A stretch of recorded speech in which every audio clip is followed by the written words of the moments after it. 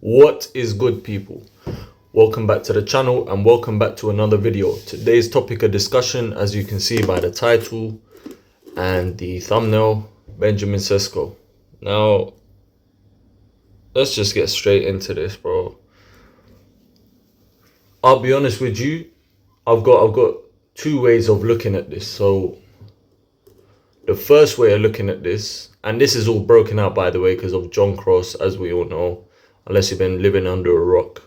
John Cross has put out that Arsenal are favourites to get Benjamin Sesko, and he would prefer to come to Arsenal as opposed to, I think it was AC Milan, Manchester United, Chelsea, and there was one other club in there that I forgot that are trying to get him, and he'd obviously prefer a move to the Emirates. He's got a £45 million bid that's been put in place for him. 20 years old, just turned 21, I think. Maybe 6'4", 6'5". I'll be 100% real with you, bro. He's good. He seems good, but not as a, like, how can I word it? Like, not as a first team player type thing. Like, he's not a needle mover, innit? Like, if we was to go get an Isak from Newcastle and just throw the bag at Newcastle and spend 120, 130 million for an Isak, that's a needle mover for me, bro. That's a signing of serious intent. Do you know what I'm saying? That's a signing that comes into the first team and automatically raises our level by 10%.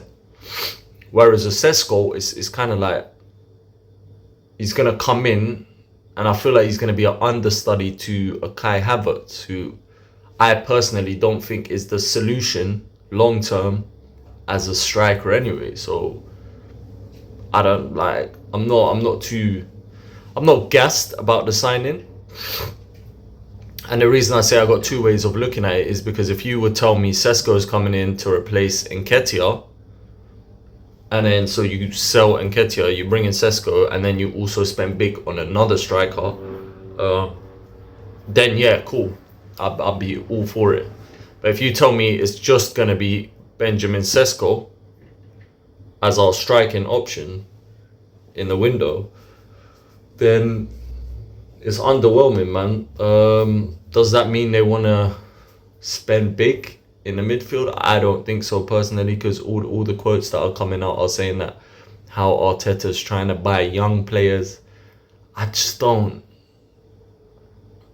I don't understand it. I don't understand why do we've already got a young core of players anyway. So why would we need to then go and add extra youth unless that youth is at an elite level already? Do you understand? That can because how I see it, if you want to improve the squad, the best way to improve the squad is you buy for the first team and then push out the first team player onto the bench. So say, for example, if you bought an Isak, Havertz then drops down to the bench, and Havertz then takes that bench role of Nketiah. Therefore, you're improving your squad.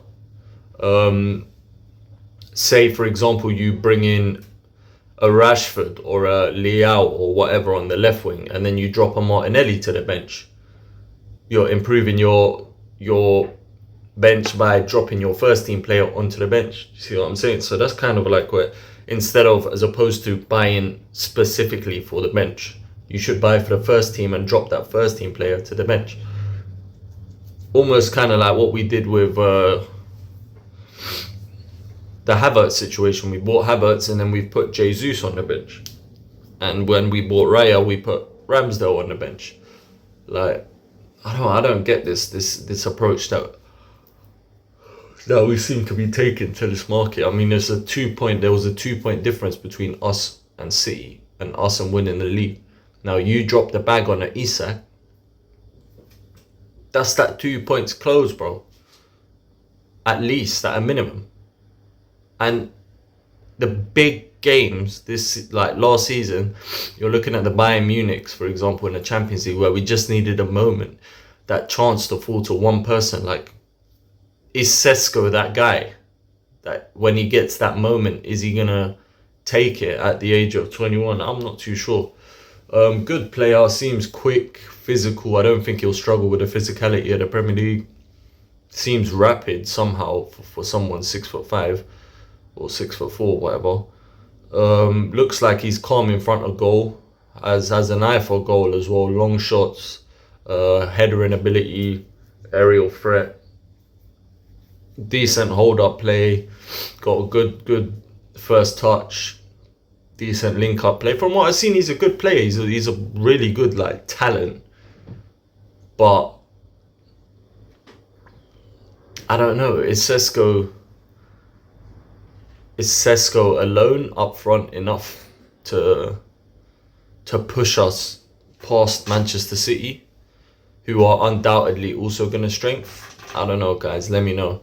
Me personally, if I had to rate the signing, I'd rate it one of two ways. So if he's coming to replace Nketiah and be a number 2 striker alongside a Gyökeres or a Isak, then I'd give it a solid 8-9 out of 10 backup striker.